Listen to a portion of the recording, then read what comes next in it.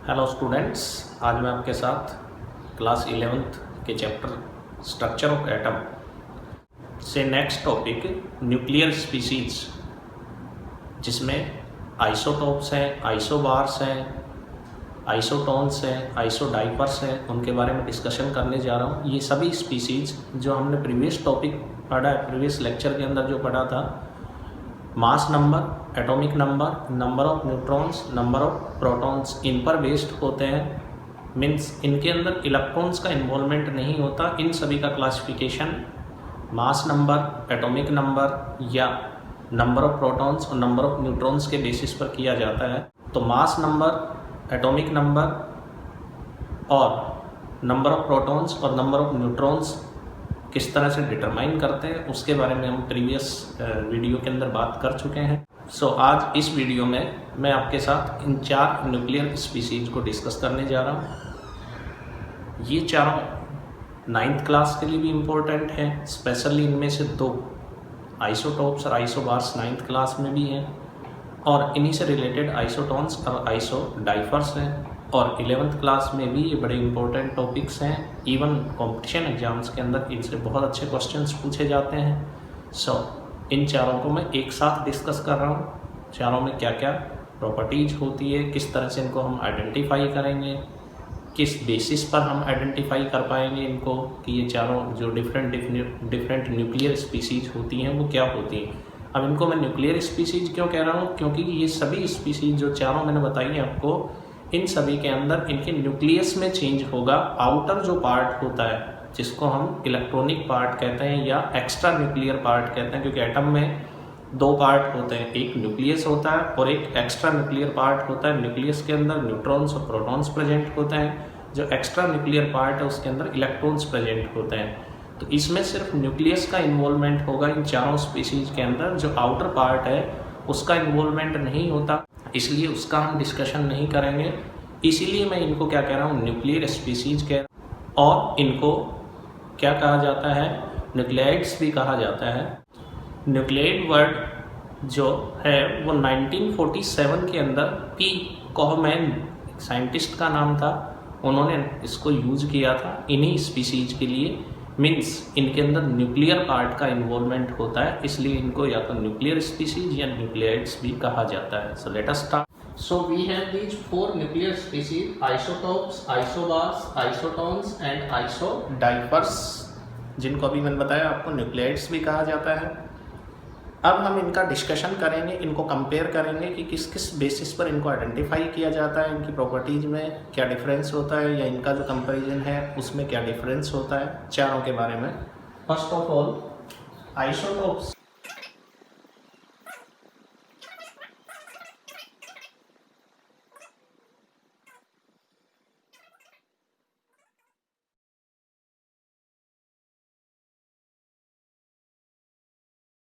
Isotopes ये same element के atoms होते हैं, आइसोबार्स डिफरेंट एलिमेंट्स के एटम्स होते हैं, आइसोटोन्स भी डिफरेंट एलिमेंट्स के एटम्स होते हैं, आइसोडाइपर्स भी डिफरेंट एलिमेंट्स के एटम्स होते हैं। अब हम इनको आइडेंटिफाई कैसे करेंगे। आइसोटोप्स किनको कहा जाता है, those atoms which have same atomic number but different mass number। Isotopes क्या होंगे, जिनमें एटॉमिक नंबर सेम रहेगा बट मास नंबर क्या रहेगा, डिफरेंट रहेगा। उन सभी को हम क्या कहेंगे, आइसोटोप्स कहेंगे। सिमिलरली आइसोबार्स क्या होंगे, those atoms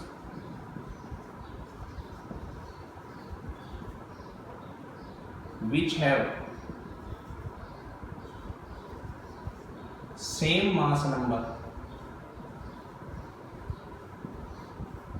but different atomic number। 80 से लिख दिया मैंने एटॉमिक को एंड नंबर। आइसोबार्स क्या होगा, सेम मास नंबर रहेगा बट डिफरेंट एटॉमिक नंबर रहेगा। Isotones atoms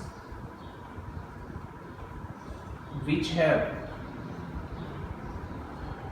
same number of neutrons but different atomic number as well as mass number. Isobars जिनमें same number of neutrons present होंगे but different atomic number और mass number और atomic number क्या रहेगा, different रहेगा. And fourth, isodiaphers atoms which have same isotopic number.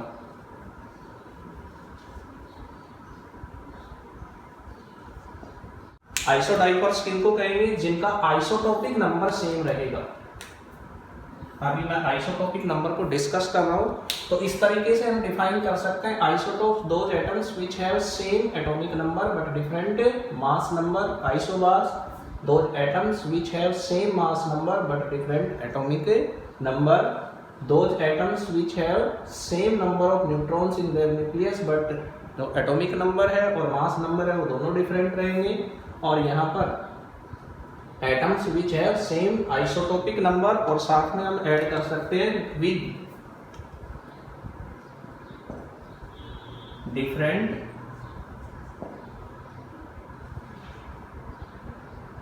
Atomic number and mass number. इसमें भी atomic number भी डिफरेंट रहेगा और मास नंबर भी क्या रहेगा, डिफरेंट रहेगा. इनको हम आइसोडाइवर्स कहते हैं. अब और क्या क्या इंफॉर्मेशन हम इनके बारे में दे सकते हैं. जो सेम एटॉमिक नंबर है, it means they have same number of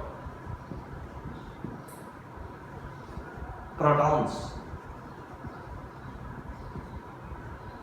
but mass number different है. जो प्रोटॉन्स के सभी में क्या रहेंगे, सेम रहेंगे और मास नंबर डिफरेंट है means but different number of neutrons. Mass number different है और एटॉमिक नंबर सेम है, तो नंबर ऑफ न्यूट्रॉन्स क्या रहेंगे, डिफरेंट रहेंगे.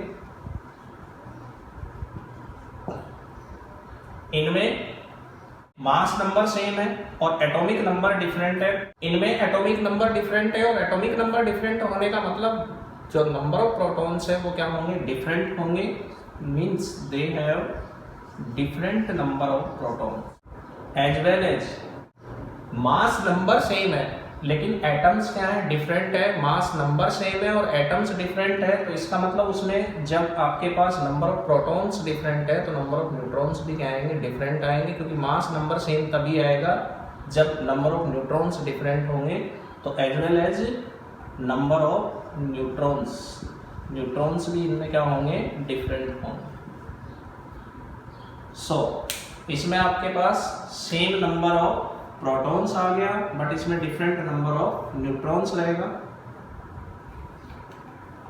और इसमें दोनों ही क्या रहेंगे, प्रोटॉन्स भी और न्यूट्रॉन्स भी डिफरेंट रहेंगे.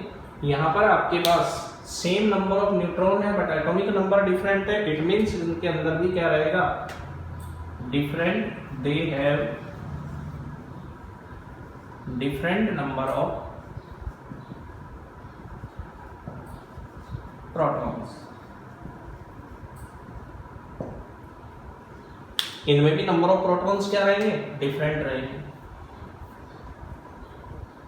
अब यहां पर डिफरेंट एटॉमिक नंबर है और डिफरेंट मास नंबर. इसका मतलब इनमें भी क्या रहेगा, दे have different number of protons and neutrons. ये इनके बारे में हम इंफॉर्मेशन दे सकते हैं या हम ये कह सकते हैं कि इनको इनके बेसिस पर आइडेंटिफाई कर सकते हैं कि ये डिफरेंट टाइप की स्पीसीज कौन सी होंगी. मैं आइसोटोपिक नंबर अभी आपको बताऊंगा, जस्ट इनके एग्जांपल्स लेंगे तब आइसोटोपिक नंबर क्या होता है. अब यहाँ पर देखिए आप कि इसमें नंबर ऑफ प्रोटॉन सेम है सभी में. ये सेम एलिमेंट के डिफरेंट एटम्स हैं और सभी एटम्स में नंबर ऑफ प्रोटॉन सेम है.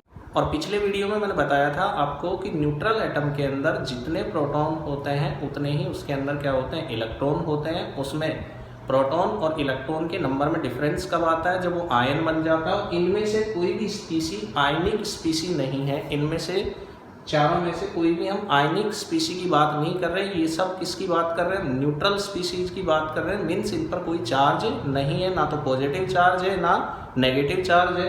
तो अगर नंबर ऑफ प्रोटॉन सेम है तो नंबर ऑफ इलेक्ट्रॉन्स भी क्या रहेंगे, सेम रहेंगे। और प्रोटॉन और जो न्यूट्रॉन है वो न्यूक्लियस में रहेंगे और इलेक्ट्रॉन किस में रहेंगे, आउटर पार्ट में। मैंने बताया आपको स्टार्टिंग में, that is known as extra nuclear part. तो जब नंबर ऑफ प्रोटॉन सेम है तो इलेक्ट्रॉन्स भी इनमें सभी में क्या रहेंगे, सेम रहेंगे। और जब एटम्स के अंदर नंबर ऑफ इलेक्ट्रॉन सेम होते हैं तो उनकी केमिकल प्रॉपर्टीज सभी क्या रहती हैं, सेम होती हैं। Therefore we can say they have same chemical properties.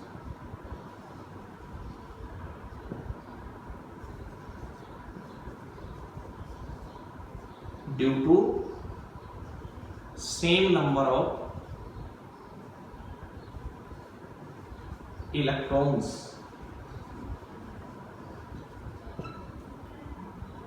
क्यों होता है ऐसा, same chemical properties due to same electrons.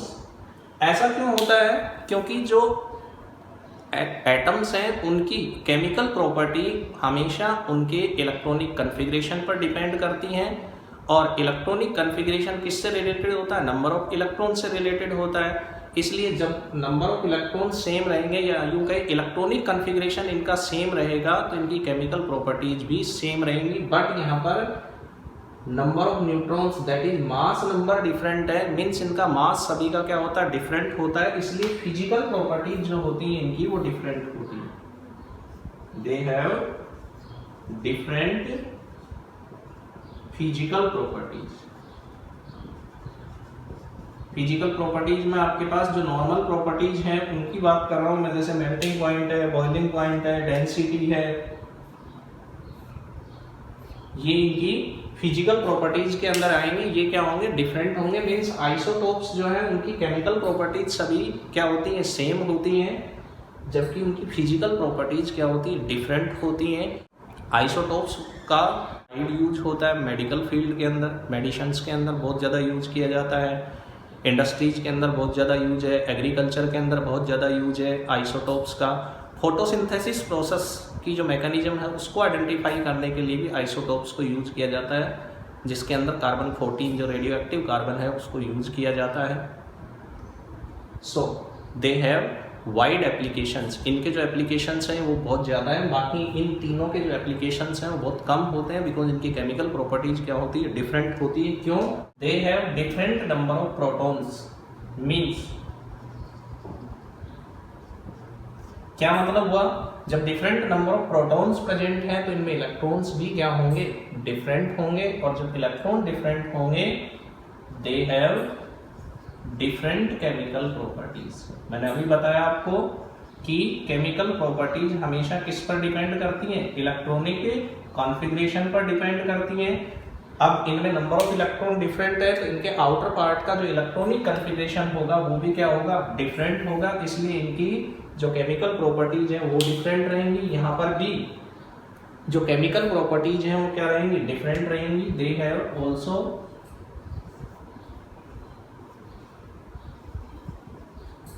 Different chemical properties. और यहाँ पर भी जो केमिकल प्रॉपर्टीज हैं वो डिफरेंट रहेंगी। They have also different chemical properties.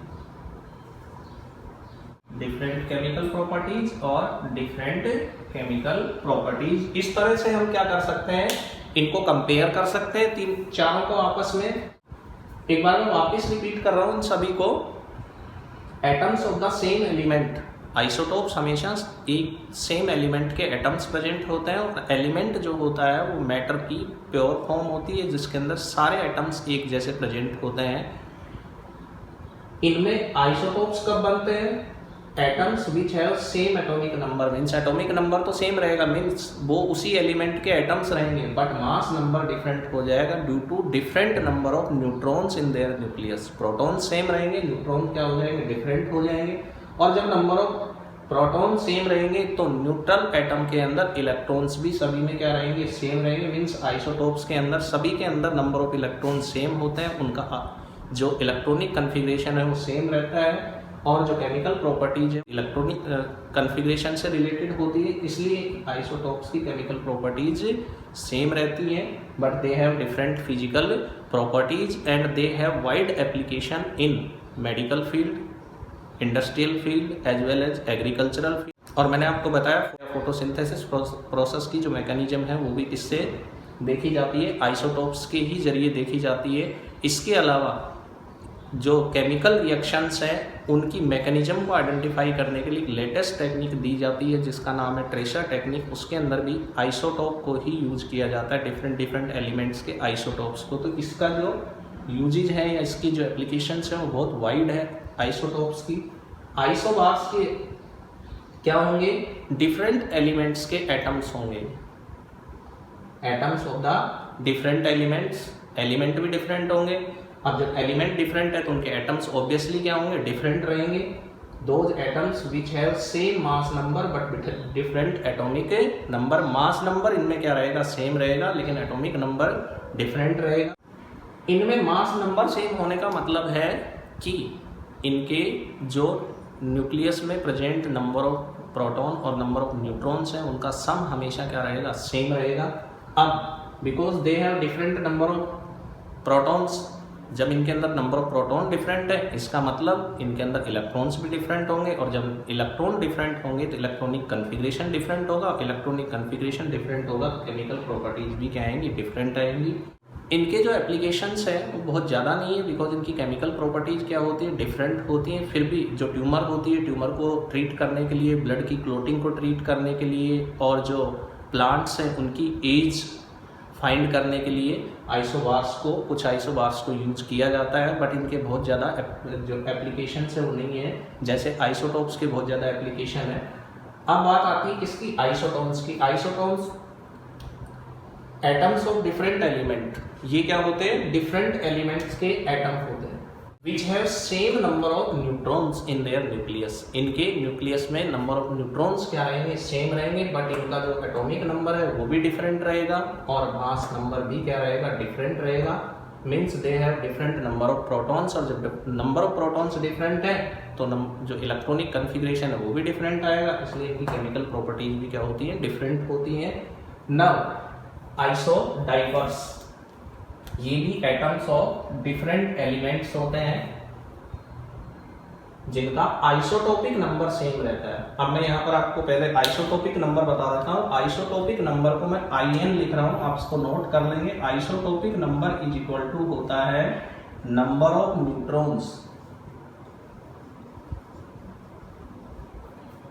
Minus number of protons in the nucleus. Nucleus के अंदर जो न्यूट्रॉन्स और प्रोटॉन्स प्रेजेंट होते हैं डिफरेंट एलिमेंट्स के एटम्स में, उनका जो डिफरेंस आएगा वो अगर सेम आ जाता है डिफरेंट एटम्स के लिए तो उनको हम क्या कहेंगे, आइसोडाइपर कहेंगे। तो जो आइसोटोपिक नंबर है वो किससे दिया जाता है, number of neutron minus number of protons. Means isodiapher किनको कहते हैं, वो एटम्स होते हैं जिनका न्यूट्रॉन और प्रोटॉन का जो डिफरेंस है वो क्या रहता है, सेम रहता है, उनको आइसोडाइवर्स कहेंगे। तो आइसोटोपिक नंबर सेम होगा बट एटॉमिक नंबर डिफरेंट होगा और मास नंबर भी डिफरेंट होगा। Means they have different number of proton, again they have different chemical properties. अब हम उनके एग्जांपल्स की बात कर रहे हैं जिससे आपको और ज़्यादा क्लियर हो जाएगा कि हम आइसोटोप्स, आइसोबार्स या आइसोटोन्स है, आइसोडाइवर्स है, इनको कैसे आइडेंटिफाई करते हैं। So let us start. सबसे पहले मैं हाइड्रोजन का एग्जांपल ले रहा हूँ जिसके 3 आइसोटोप हम स्टडी करते हैं। इन 3 के अलावा भी आइसोटोप्स होते हैं हाइड्रोजन के, उनकी मैं बात करूंगा। अभी मैं 3 स्टार्टिंग में लेकर चल रहा हूँ, 1H1, 1H2, 1H3। अब अगर मैं इसके नंबर ऑफ प्रोटॉन्स या एटॉमिक नंबर की बात करो तो सभी के अंदर जो है एटॉमिक नंबर 1 है, मीन्स नंबर ऑफ प्रोटॉन्स सभी के अंदर कितने हैं 1। तो नंबर ऑफ प्रोटॉन्स पी से अगर हम लिखें तो 1 1 और 1। अब नंबर ऑफ न्यूट्रॉन्स की अगर हम बात करें तो नंबर ऑफ न्यूट्रॉन्स हमेशा मास नंबर में से क्या कर देंगे, एटॉमिक नंबर को माइनस कर देंगे या नंबर ऑफ प्रोटॉन्स को माइनस कर देंगे तो नंबर ऑफ न्यूट्रॉन्स आ जाएंगे। तो मैं n से लिख रहा हूं न्यूट्रॉन को, न्यूट्रॉन इसमें कितने होंगे 0, इसमें कितना होगा 1 और इसमें कितना होंगे 2। अब अगर इनके मास नंबर की बात करें तो मास नंबर आपको क्लियरली दिखाई दे रहा है, मास नंबर हमेशा ऊपर लिखा जाता है। मैंने आपको पिछले वीडियो में बता दिया किस तरह से रिप्रेजेंट करते हैं, फिर भी मैं लिख रहा हूं मास नंबर इसका कितना आएगा 1, इसका 2 और इसका 3। अब हमने डेफिनेशन पढ़ी है कि आइसोटोप्स वो होते हैं जिनका एटॉमिक नंबर सेम होता है। सभी के एटॉमिक नंबर क्या है सेम, बट मास नंबर क्या रहता है डिफरेंट रहता है, या नंबर ऑफ न्यूट्रॉन्स क्या रहता है डिफरेंट रहते हैं। ऐसी स्पीसीज को एक ही एलिमेंट के डिफरेंट एटम्स को हम क्या कहते हैं आइसोटोप कहते हैं। ये सेम है और ये दोनों डिफरेंट है। यही हमने किस में पढ़ा, डेफिनेशन में पढ़ा।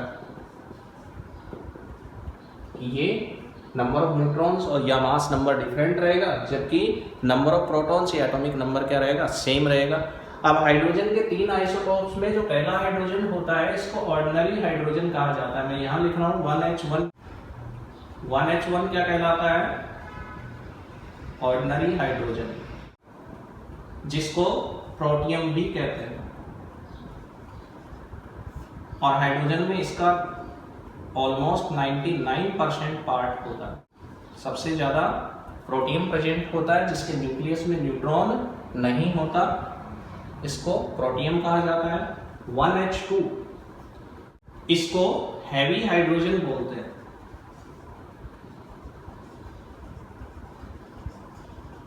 जिसको ड्यूटेरियम भी कहा जाता है। और 1H3 इसको रेडियो एक्टिव हाइड्रोजन कहा जाता है, जिसको ट्राइटियम भी बोलते हैं।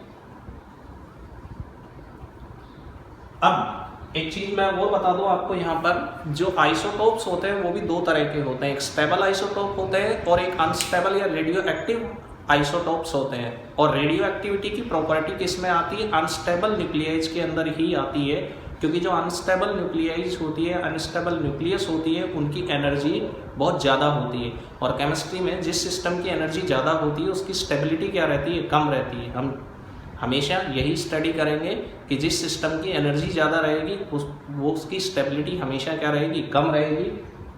ये हाई एनर्जेटिक न्यूक्लियस होते हैं, इसलिए अपनी एनर्जी को एमिट करते रहते हैं अल्फा बीटा गामा जो एनर्जी रेंज है उनकी फॉर्म में, और एक स्टेबल न्यूक्लियस में कन्वर्ट होने की टेंडेंसी रखते हैं। This tendency to convert from unstable nuclei to stable nuclei is known as radioactivity of the element. किसी भी एलिमेंट के अनस्टेबल न्यूक्लियाई से स्टेबल न्यूक्लियाई में कन्वर्ट होने की जो टेंडेंसी होती है, this is called radioactivity. Radioactivity was first time identified by Henri Becquerel in 1896। इसको बोलते हैं natural radioactivity. Henri Becquerel ने सबसे पहले इसको आइडेंटिफाई किया था यूरेनियम के पावर से। इसके बाद बहुत लंबे टाइम तक ये रिसर्च होती रही कि क्या आर्टिफिशियली भी एलिमेंट्स के डिफरेंट एलिमेंट्स के न्यूक्लियस बनाए जा सकते हैं, एक एलिमेंट के न्यूक्लियस को दूसरे एलिमेंट के न्यूक्लियस में कन्वर्ट किया जा सकता है। इसको सबसे पहले एक्सपेरिमेंट किया रदरफोर्ड ने 1919 में रदरफोर्ड। कैसे, नाइट्रोजन के न्यूक्लियस पर हीलियम के न्यूक्लियस को बॉम्बार्ड करवाया, N714 प्लस He2 नाइट्रोजन का न्यूक्लियस, और ये हीलियम जिसको अल्फा पार्टिकल भी कहा जाता है, अल्फा पार्टिकल।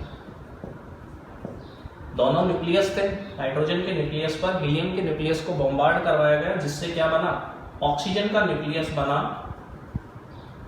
O8 17 प्लस एक प्रोटॉन इसमें से रिलीज हुआ और साथ में एनर्जी। मैंने बताया आपको कि कोई भी न्यूक्लियर रिएक्शन होती है, न्यूक्लियर रिएक्शंस में हमेशा एनर्जी का एमिशन होगा और लार्ज अमाउंट में एनर्जी एमिट होती है। मीन्स 1919 में रदरफोर्ड ने नाइट्रोजन के न्यूक्लियस को किसमें कन्वर्ट किया, ऑक्सीजन के न्यूक्लियस में कन्वर्ट किया। बट जो आर्टिफिशियल रेडियो एक्टिविटी है, मीन्स लेबोरेटरी के अंदर किस तरह से एक एलिमेंट को दूसरे एलिमेंट में हम कन्वर्ट कर सकते हैं, it was came in consideration in 1934। कब आया ये कंसिडरेशन में? 1934 के अंदर आया। इनका जो एक्सपेरिमेंट है वो पब्लिश नहीं हो पाया। जो फर्स्ट टाइम पब्लिश हुआ कि किसी एलिमेंट के न्यूक्लियस को आर्टिफिशियली लेबोरेटरी के अंदर, जिसको हम आर्टिफिशियल रेडियो एक्टिविटी कहते हैं या इंड्यूस्ड रेडियो एक्टिविटी कहते हैं, वो सबसे पहले पब्लिश हुआ 1934 के अंदर। और साइंटिस्ट कौन थे? आर्टिफिशियल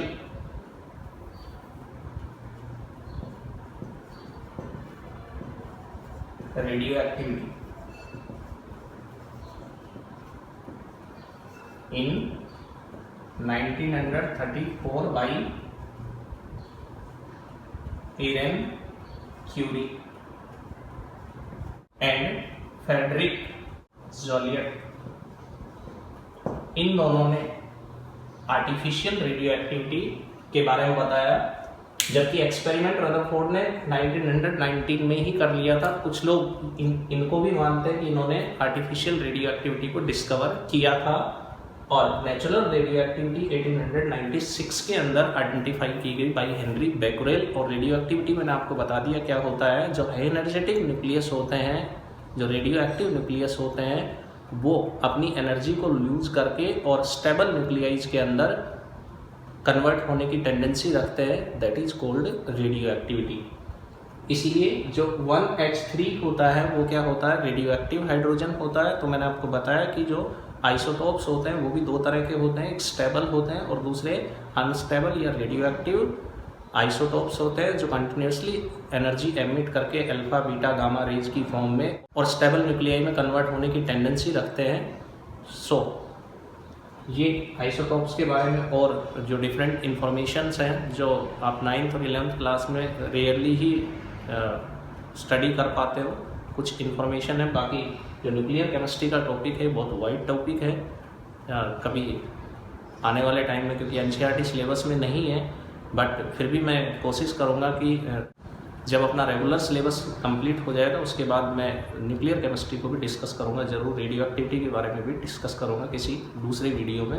अब हाइड्रोजन के जो 3 आइसोटोप मैंने डिस्कस किए, इनके अलावा भी हाइड्रोजन के 4 आइसोटोप और एग्जिस्ट करते हैं, but they have very short life time period. उनका बहुत लाइफ टाइम पीरियड बहुत शॉर्ट होता है और वो न्यूक्लियर रिएक्शंस के दौरान बनते हैं और वहीं पर डिस्ट्रॉय हो जाते हैं। मीन्स हाइड्रोजन के जो और आइसोटोप्स हैं वो कौन से हैं? 1H4, 1H5, 1H6, 1H7। लेकिन ये इनका लाइफ टाइम पीरियड इतना कम होता है कि ये न्यूक्लियर रिएक्शंस के दौरान बनते हैं और वहीं पर डिस्ट्रॉय हो जाते हैं, इसलिए हम यहाँ पर इनको स्टडी नहीं करते। नाउ और कौन कौन से आइसोटोप्स के एग्जाम्पल्स हैं उनको डिस्कस कर रहे हैं। नेक्स्ट में ले रहा हूँ कार्बन का एग्जाम्पल। कार्बन के 3 आइसोटोप एग्जिस्ट करते हैं, C612, C613 एंड C614। जो C614 है रेडियोएक्टिव कार्बन होता है। इसमें भी एटॉमिक नंबर सभी का सेम है, मीन्स नंबर ऑफ प्रोटॉन्स सभी में कितने हैं? 6, 6 and 6। But number of neutrons की अगर मैं बात करूं तो नंबर ऑफ न्यूट्रॉन्स जो है वो डिफरेंट है। इसमें 6, इसमें 7, इसमें 8। मास नंबर इसका 12, इसका 13, इसका 14। वापिस मैं आपको बता रहा हूँ कि नंबर ऑफ प्रोटॉन्स से नंबर ऑफ न्यूट्रॉन्स कैसे निकालेंगे। मास नंबर हमें पता है तो मास नंबर में से क्या कर देंगे? नंबर ऑफ प्रोटॉन्स या एटॉमिक नंबर को माइनस कर देंगे। 12 - 6 6 आ गया, 13 - 6 7 आ गया, 14 - 6 8 आ गया। अब यहाँ पर भी नंबर ऑफ प्रोटॉन्स या एटॉमिक नंबर सेम है, therefore they are known as isotopes, जबकि मास नंबर और नंबर ऑफ न्यूट्रॉन्स क्या है? डिफरेंट। सिमिलरली नाइट्रोजन के N7 14, N7 15। यहाँ पर अगर हम इनके नंबर ऑफ प्रोटॉन्स की बात करें तो नंबर ऑफ प्रोटॉन 7 और number of neutrons 7 and 8, mass number 14 and 15, उसको मैं नहीं लिख रहा हूँ। मीन्स यहाँ पर आपके पास क्या है, नंबर ऑफ प्रोटॉन सेम है और नंबर ऑफ न्यूट्रॉन डिफरेंट है, या मास नंबर डिफरेंट है, देयरफॉर दे आर आइसोटोप्स। अब मैं ऑक्सीजन के आइसोटोप डिस्कस कर रहा हूँ। ऑक्सीजन के O8 15, O8 16, O8 17 number of protons and number of neutrons, इसमें 7, इसमें 8, इसमें 9 और मास नंबर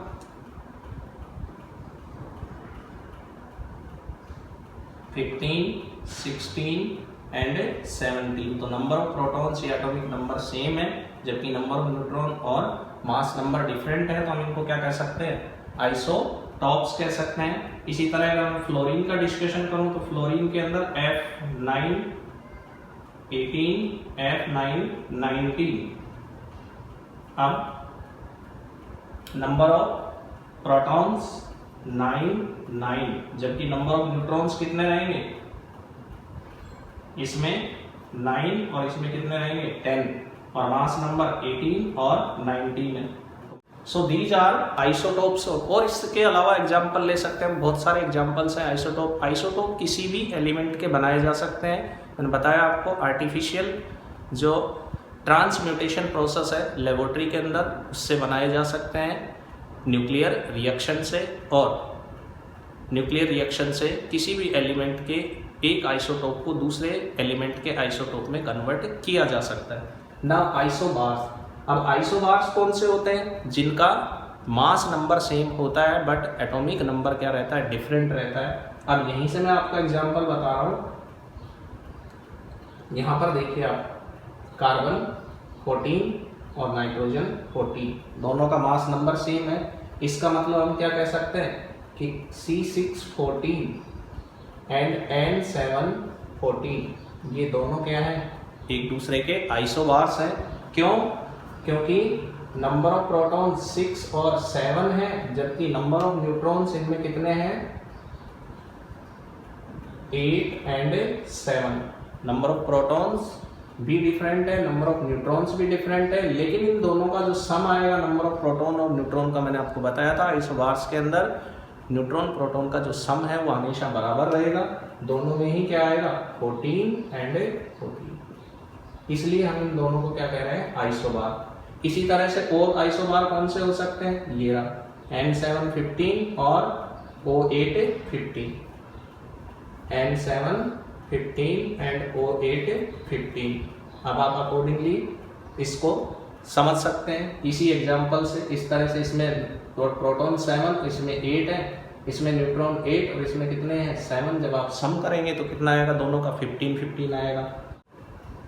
इनके अलावा भी आप एग्जांपल्स ले सकते हो। मैंने आपको यही चीजें बता दी है कि आइसोबार्स इनमें आप किस तरह से आइडेंटिफाई कर सकते हो। यहाँ पर जो लिखे हुए हैं उन्हीं के अंदर से कि आइसोबार्स हम किस तरह से आइडेंटिफाई कर सकते हैं। अब हम बात कर रहे हैं किसकी, आइसोटोन्स की। आइसोटोन्स कौन से होंगे, जिनमें same number of neutrons present होंगे। कहाँ, ये रहा, इसमें और यहाँ पर आपके पास मीन्स कार्बन 14, नाइट्रोजन 15 और ऑक्सीजन 16, ये एक दूसरे के क्या होंगे, आइसोटोन्स होंगे।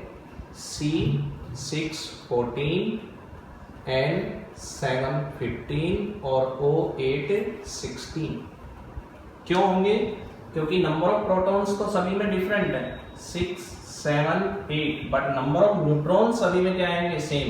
14 - 6 कितने आएंगे, 8, 15 - 7 कितने आएंगे, 8, 16 - 8 कितने आएंगे, 8। तो नंबर ऑफ न्यूट्रॉन्स सेम आने की वजह से हम इसको तीनों को क्या कहेंगे, एक दूसरे के आइसोटोन्स। इसी तरह से हम आइसोटोन्स की और भी एग्जांपल ले सकते हैं। आप इसी तरह से इस एग्जांपल को देख करके आइडेंटिफाई कर सकते हैं दूसरी स्पीशीज को कि आइसोटोन्स क्या होते हैं। अब हम बात कर रहे हैं आइसोडाइफर्स क्या होता है। मैंने आपको बताया था जिनके अंदर नंबर ऑफ न्यूट्रॉन और प्रोटॉन का जो डिफरेंस होगा वो क्या रहेगा, सेम रहेगा। मीन्स आइसोटोपिक नंबर जिनका सेम होता है उनको आइसोडाइफर्स कहा जाता है। मैं एग्जांपल लिख रहा हूँ आइसोडाइपर्स के यहीं से आप आइडेंटिफाई कीजिए कौन कौन से हो सकते हैं इसमें आइसोडाइपर्स। देखिए प्रोटॉन न्यूट्रॉन दोनों का डिफरेंस निकालेंगे 0 आएगा। प्रोटॉन न्यूट्रॉन दोनों का डिफरेंस निकालेंगे 0 आएगा। प्रोटॉन न्यूट्रॉन दोनों का डिफरेंस निकालेंगे क्या आएगा 0 आएगा। मीन्स यहां पर हम क्या कह सकते हैं C612 N7 14 and O8 16 these are isodipers of each other। कैसे? नंबर ऑफ न्यूट्रॉन मैं इसमें पहले लिख रहा हूं। नंबर ऑफ न्यूट्रॉन्स कितने आएंगे 12 minus 6 6 7 16 minus 8 8। Number of protons कितने आएंगे एटॉमिक नंबर के बराबर 7 7। अब न्यूट्रॉन माइनस प्रोटॉन करेंगे तो n माइनस p 0 0 0। तीनों का जो आइसोटोपिक नंबर है वो क्या है सेम है, इसलिए इनको क्या कह रहे हैं आइसोडाइपर्स कह रहे हैं। कार्बन 6 नाइट्रोजन 7, कार्बन 6 12 नाइट्रोजन 7 14 और ऑक्सीजन 8 16। इसके अलावा कार्बन 6 13 न्यूट्रॉन 7 प्रोटॉन 6 डिफरेंस कितना आ जाएगा 1। N7 15 न्यूट्रॉन 8 प्रोटॉन 7 डिफरेंस कितना आ जाएगा 1। O8 17 difference neutron 9 proton 8 difference 1 आ जाएगा। और यहां पर आपके पास F9 19 means C6 13 N7 15 O8 17 and F9 19 these are isodiaphers of each other. किस तरह से मैं नंबर ऑफ न्यूट्रॉन्स को पहले लिख रहा हूं n, इसमें कितने आएंगे 7, इसमें कितने आएंगे 8, इसमें कितने आएंगे 9, इसमें कितने आएंगे 10। नंबर ऑफ प्रोटॉन्स इसमें 6, इसमें 7, इसमें 8, इसमें 9। अब अगर हम इनका डिफरेंस देखेंगे n minus p neutron proton का डिफरेंस तो 1 1 1 एंड 1 सभी का आइसोटोपिक नंबर सेम है। इट मीन्स ये चारों एक दूसरे के क्या होंगे आइसोडाइपर्स होंगे। सो इस तरह से हम इनको आइडेंटिफाई कर सकते हैं डिफरेंट स्पीशीज को इनके जो नंबर ऑफ न्यूट्रॉन्स हैं या प्रोटॉन्स हैं उनके बेसिस पर या इनके एटॉमिक नंबर मास नंबर के बेसिस पर। So these are called nuclear species या न्यूक्लियाइड्स। न्यूक्लियाइड्स या न्यूक्लियर स्पीसीज क्यों कह रहे हैं क्योंकि इसमें सिर्फ किसका इन्वॉल्वमेंट हो रहा है न्यूक्लियस का इन्वॉल्वमेंट हो रहा है। एक एलिमेंट के न्यूक्लियस को दूसरे एलिमेंट के न्यूक्लियस में कन्वर्ट किया जा सकता है या एक ही एटम के न्यूक्लियस को दूसरे एटम के न्यूक्लियस में कन्वर्ट किया जा सकता है by changing their number of protons या नंबर ऑफ न्यूट्रॉन्स या both number of protons and neutrons. Means इसके अंदर सिर्फ इन्वॉल्वमेंट किसका हो रहा है न्यूट्रॉन्स और प्रोटॉन्स का इन्वॉल्वमेंट हो रहा है, इसलिए हम इनको क्या कहते हैं न्यूक्लियर स्पीसीज कहते हैं। इलेक्ट्रॉन्स का इसमें कोई इन्वॉल्वमेंट नहीं है। अब दो स्पीसीज जिनमें इलेक्ट्रॉन्स का इन्वॉल्वमेंट होता है वो भी बड़ी इंपॉर्टेंट स्पीसीज हैं, आइसो इलेक्ट्रॉनिक स्पीसीज एंड आइसोस्टीयर। उनको मैं नेक्स्ट वीडियो के अंदर डिस्कस करूंगा। सो इसी तरह के इंटरेस्टिंग और इंफॉर्मेटिव वीडियोस के लिए आप कंटिन्यूसली मेरे channel Bablu sir KVS chemistry के साथ बने रहिए। मैं लगातार आपको अपनी तरफ से पूरी कोशिश करूंगा कि हर टॉपिक के अंदर आपको जो कंपटीशन लेवल का मटेरियल है वो यहाँ पर प्रोवाइड करवाऊँ, जिससे आपको कहीं भी इधर उधर दूसरी बुक्स में भी ज़्यादा देखने की ज़रूरत ना पड़े। अगर मेरा चैनल सब्सक्राइब नहीं किया है तो अभी इसको सब्सक्राइब कीजिए, बबलू सर केवीएस केमिस्ट्री। आज के लिए इतना ही, थैंक यू।